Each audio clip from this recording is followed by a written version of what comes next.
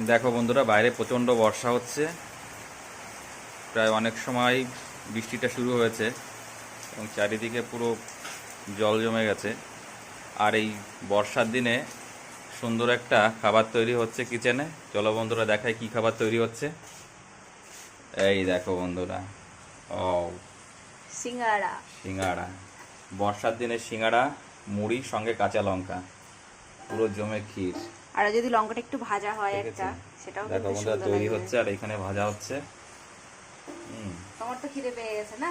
হ্যাঁ, সিঙ্গাড়া দেখলেই আমার খিদে পায়। তো কার কার বন্ধুরা, সিঙ্গাড়াগুলো কেমন হচ্ছে প্লিজ কমেন্টস করে জানাও। আর সিঙ্গাড়া কার কার পছন্দ আমার মতো, একটু জানাবে। একটু কমেন্টস করে জানাবে। আর দেখো রাঁধুনি